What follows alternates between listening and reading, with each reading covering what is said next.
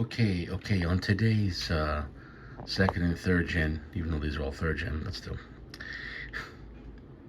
on today's lessons on Smith and Wessons, but you could apply this to anything else you'd like.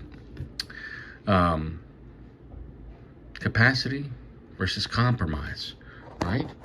When it comes to 9 millimeter with the Smith and Wesson in the second, third gens, you're talking about double or single stack. Anything 39, 39, and other numbers,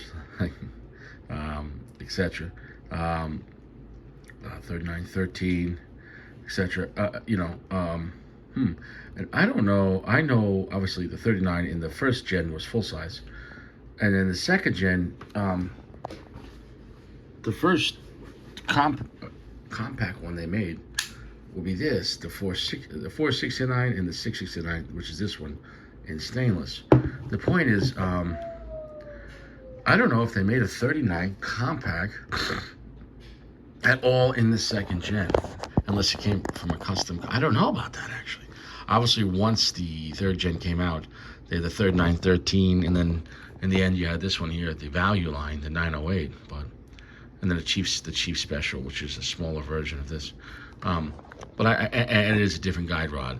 The Chief Special is unique and it's much smaller and lighter, but with high volume shooting, that thing would wear out a lot faster. I promise you that. It's not built.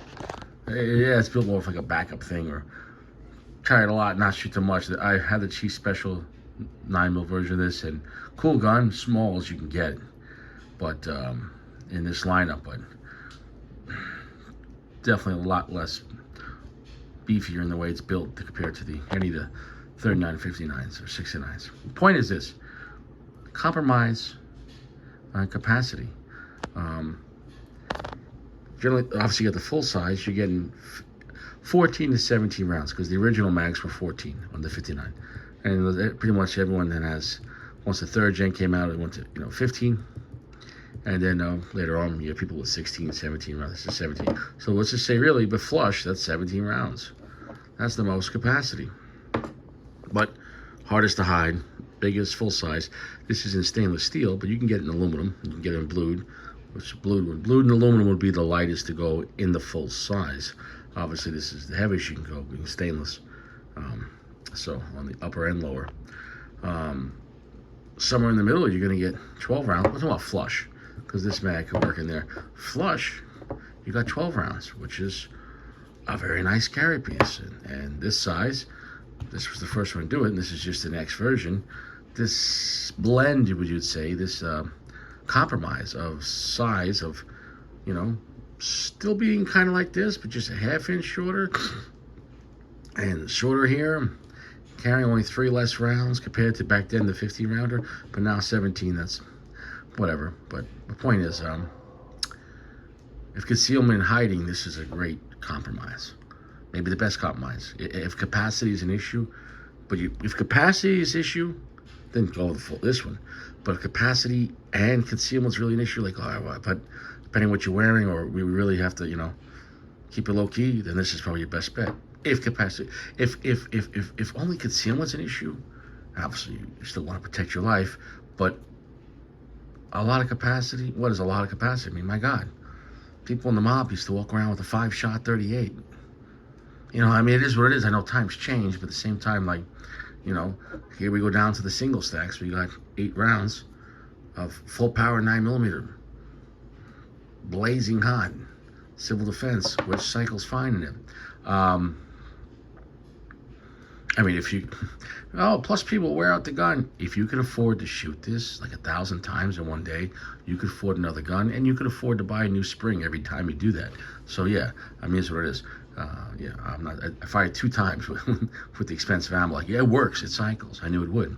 So now, if an issue of you just still want to have, in a sense, these are still kind of like a full-size feeling gun, both of these, but this is just even thinner. Okay, it's not like these are micros at all. These are just smaller versions of this, but still based upon a real gun. So no micro bullshit. But the good thing about having a slightly smaller version of a full-size gun, because this gun was proven. Like, I'm not, any gun could wear out a brake, but this is a proven design.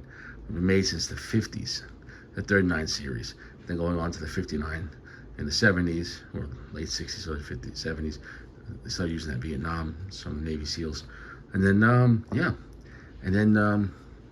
just constantly improving it. So, this is the easiest to hide.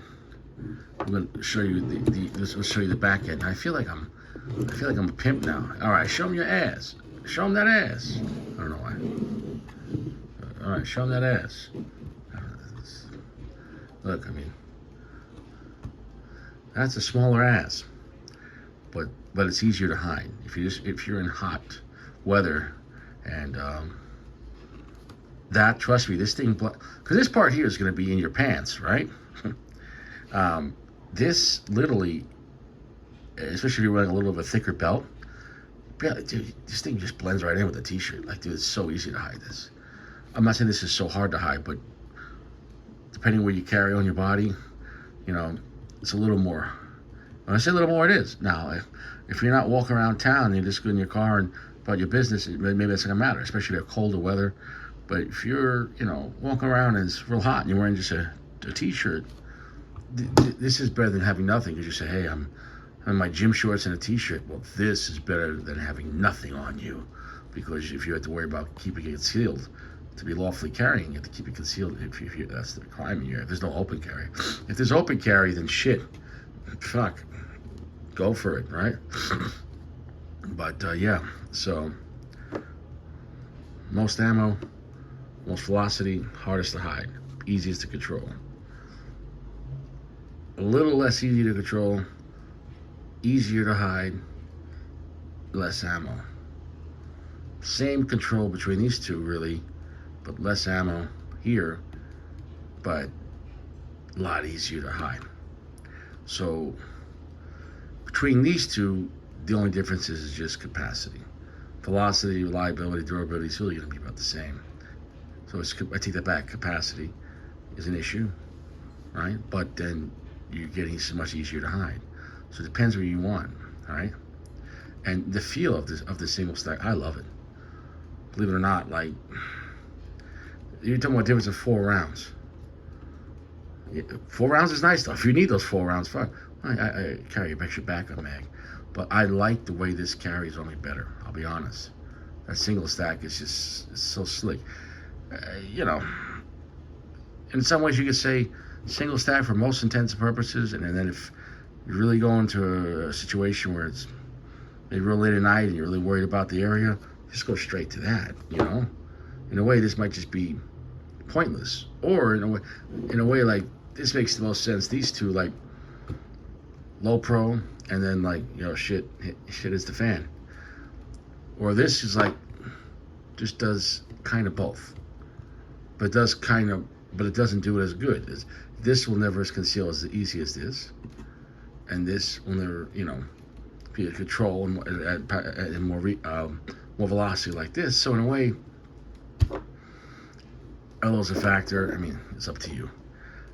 I like all different sizes in here, but I just wanted to show you the, I don't want to say cons, because I think there's only pros to these designs. But the bottom line is you have the full size capacity, but this could work in this. So in a way too, this flush with this as a backup mag, that's nice.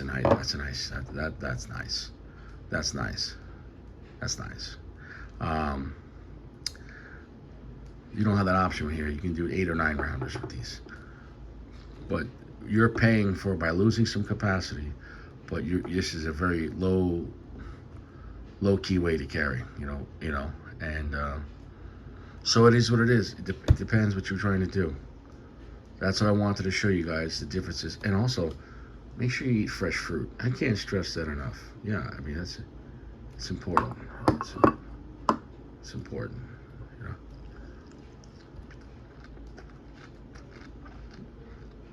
Yeah, I'm literally eating the pineapple. Oh yeah. Oh yeah. That was fun. Like, right now I'm talking about these Smith & Wessons, I'm eating pineapple. But you might go out to a nightclub tonight and go eat ass. It's disgusting. Don't do that. Sodom and Gomorrah. You think because she's hot, is it worth it? Stack of coccolocholus bacteria go down your throat, and you're on life support, and the antibiotics intravenous are not working. You could have just had some pineapple, bro. Use your imagination. There you go. Single stack, easiest to hide. Nice feeling in the hand. And carrying extra mags with this, very thin. So, these can get a little bulky in the pocket, depending on how you carry. So it is what it is. I can't stress it enough. We're done here. Pros, I don't like to use the word cons, but the pros and differences between everything, most low key, and this is the compromise. The compromise. So, yeah. No compromise. Well, it's hardest, but whatever. Complete compromise in some ways. And this thing, pineapple on my finger here. That was good. And this one's trying to make everyone happy. We're done here. See you around. Also, this 1791, I think it's the number 5, which is designed for the 6904. Obviously fits that one the same, and it fits the 5906. Perfect. This 1791 holster pretty much carried the whole lineup of 9mm, probably the 42. It's obviously more fuddish, but it's not. It has a nice. It's not completely soft nylon, it has a nice strip of plastic in there, and carries really nice, even in a pair of shorts. What I like is this is really stiff. This has got a lot of tension, and so, yeah, it can fit all 3 of these, and it's an upgrade from Uncle Mike's, but Uncle Mike's has a special place in my heart. Those soft holsters, man, you could carry everything, is what it is. But yeah, so, is what it is. Unless you're going to be running around, you want to be super tactical. You're John Wick. Well, then, hey, God bless. You know what I'm saying, though? Huh?